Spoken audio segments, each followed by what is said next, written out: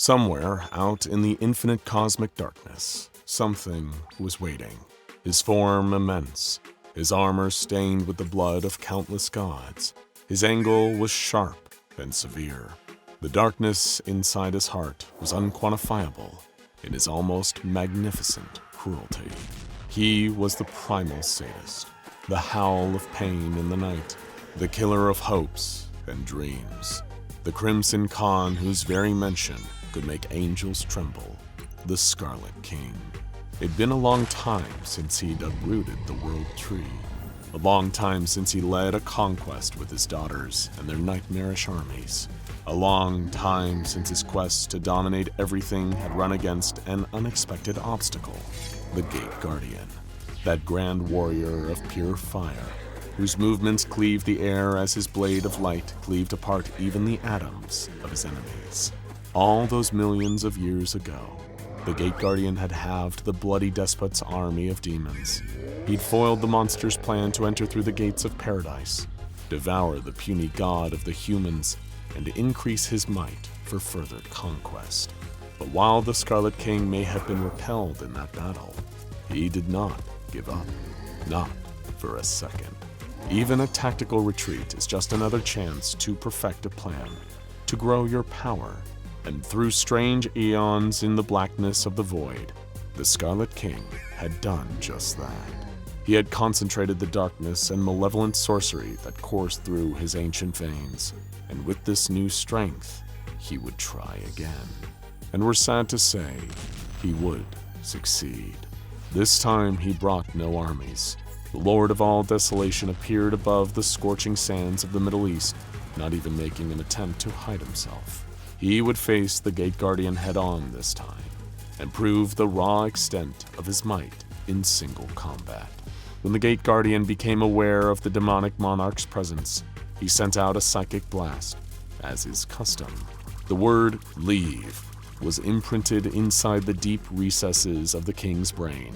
He didn't even dignify the word with a reply, just the silent drawing of his sword, which had tasted divine blood from the universes far older than this. "Approach me, weakling," the Scarlet King growled, "and know death." The Gate Guardian did not need a formal invitation. In the space between half seconds, the flaming warrior was upon his dreaded foe, bringing down his sword in a mighty strike, only for it to stop dead against the blade of the monster. "Too slow," the king said. Before the Gate Guardian could move, another sword, just like the one in the Scarlet King's hand, pierced him through the back, emerging out of his chest. The Gate Guardian looked back and saw another Scarlet King standing right behind him. Bilocation.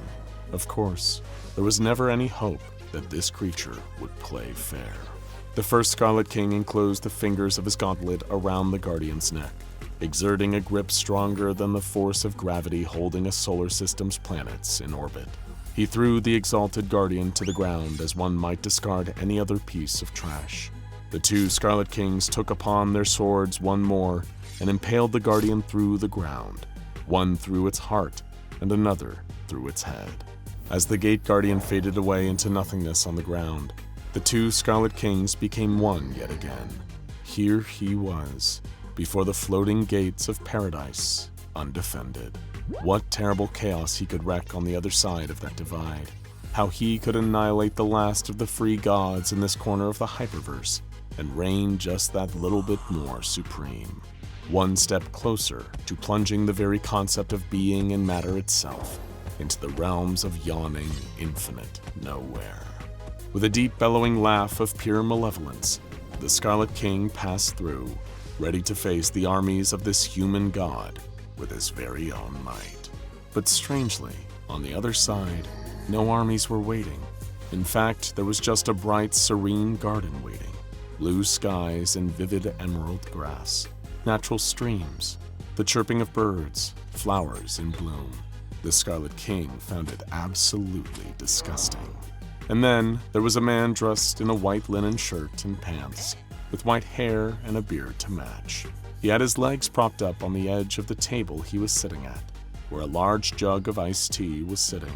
The man, whom the Foundation would later refer to as SCP-343, but we for convenience will simply refer to as God, sipped calmly from a tall glass, as though he didn't have a care in the world.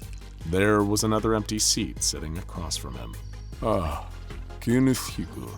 Welcome, God said, his voice light and cheerful. I've been saving this seat for you. For a minute there. I was worried the ice cubes would have melted before you arrived. The Scarlet King was taken aback by that. He hadn't heard anyone call him by his birth name since his mother, and for a brief moment, his usual default status of all-consuming rage and hatred was replaced instead by confusion. You won't deceive me, worm, he said to God. Here we will battle to the death. Yes, I know why you're here. We can do all that later. For now, let's just enjoy some iced tea, he said, filling up a second glass and holding it out to the Universal Despot. Sit for a moment. You look awfully tired under all that armor. For reasons unknown to him, the Scarlet King found himself opening up his clawed gauntlet and receiving the glass of iced tea. What would be the harm in it, after all? Killing that gate guardian was certainly thirsty work. He took the seat across from God, looking as out of place as a fluffy brush-tailed bunny rabbit on a heavy metal album cover. He could afford a little time out. All of this would be his once he was done, after all. He could set the garden aflame and roast all the little birds on spits. That thought amused him as he took a cautious sip of the iced tea. Maybe it had been poisoned. But no, it was perfectly cool, perfectly sweet iced tea. And it was delicious. Strangely enough, it was the first thing that the Scarlet King had ever drunk that wasn't blood. This changes nothing, the Scarlet King felt the need to say. I cannot be bought, bribed, or persuaded. My presence here is the death knell for reality as you know it. Has anyone ever told you that you're a terribly angry person? God said, still nonchalant. Don't think I'm judging you, I've been there myself. I was unreasonable enough for several millennia that they wrote a whole book about it. Thankfully, I hear a sequel is in the works now. Your games won't extend your life, lesser god, Scarlet King said, sneaking another sip of his iced tea. This will end the way that all things do. God yawned. Ignorant fool. He seemingly had no respect for the terrifying gravity of the situation. He just sipped his tea and smiled. You know, I think my favorite thing about the human race is their attempts to understand me. They pose questions I've never even pondered the answer to before. Would you like to hear one of my favorites? I'd like to hear your death rattles, the blood bubbling in your throat as you give your last feeble cry. God ignored him and continued. If God is truly all-powerful, could he create a boulder he couldn't lift? That's brilliant, isn't it? If a being truly was all-powerful, they could create anything, couldn't they? But to create a boulder he couldn't lift inherently implies a limitation of ability. Don't you think that's wonderful? The Scarlet King drew a blank. I do not understand. Of course you don't, my friend, he said. You've never created anything, just broken things other people have made. I hope you don't mind me asking, but by what right does such a petty thing as you ever call itself a god? That insult was one step too far for the Crimson Khan. He reached down for his sword, but the moment he did, the garden fell away from him. To say he was dragged away wouldn't be quite accurate. It was more that the world had been dragged away from him, leaving him in a void of empty blackness, still reaching for his sword. The Scarlet King looked back and forth, trying to detect his foe, until the voice he'd heard from across the table came back, booming and from all sides. The earth was a formless void, and darkness covered the face of the deep, while a wind from God swept over the face of the waters. Then God said, "Let there be light," and there was light. Suddenly, burning holy rays came down from above, sending the scorching pain of heat through the despot's blood-stained armor. He shielded his pained eyes and looked up to see in the heart of the light was the same God he'd been speaking to before, only now, somehow, he radiated an impossible power. Trying to adjust his vision to the blinding light, the Scarlet King reached for the hilt of his sword, and God kept talking. "And God saw that the light was good, and God separated the light from the darkness." With a tremendous downwards force, the Scarlet King felt something hit him, smashing him away from the light and down into the void below. But just as fast as he could feel himself falling, the figure of God was advancing down towards him, his eyes glowing pure white. "You really thought you could harm my guardian, defile my garden? Clearly you didn't know who you were dealing with," God said, punctuating his words with a punch to the Scarlet King's chest, sending great cracks across the surface of his armor. But he wasn't done yet. The Scarlet King swung his sword against God with terrible anger and righteous fury, but God seemed to disappear before the sword could connect. Instead, the Scarlet King struck the ground, a great sand dune, spreading the particles out in every direction. The monster stood. He was standing in what seemed to be an endless desert below a great starless sky. What was this confounding place? "Show yourself, coward!" the Scarlet King roared. "I'm right here," said God, who appeared before him, and with another measured strike knocked the Scarlet King halfway across the desert. Where he fell somehow, God still stood next to him.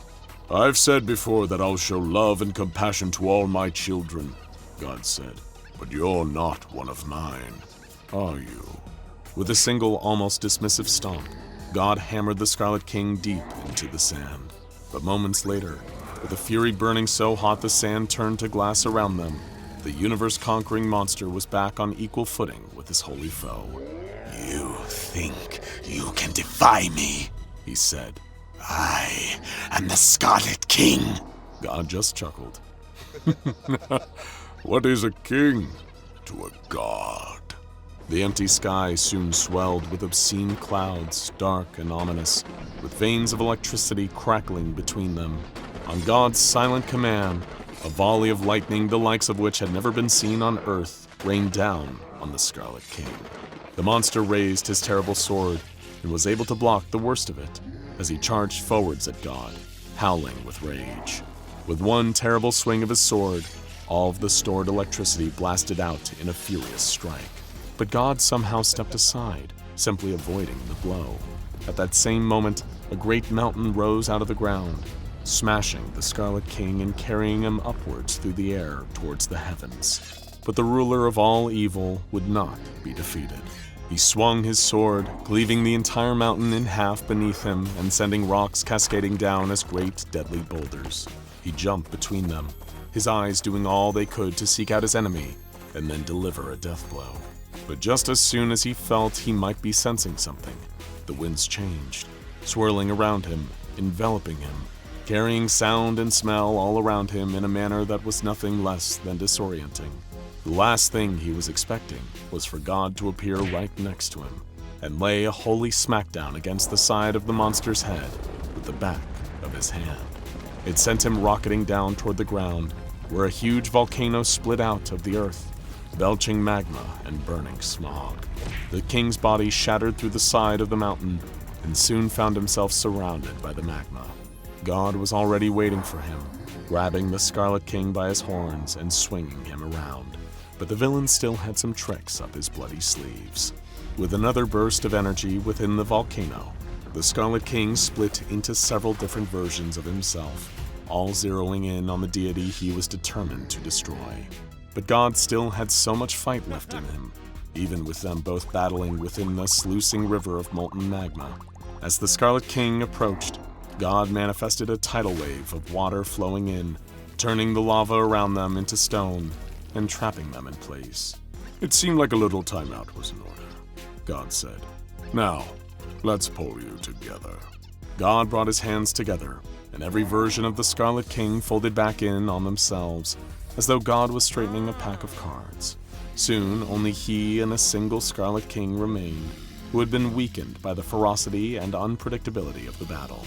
For the first time in tens of millions of years, the Scarlet King needed to stop and catch his breath.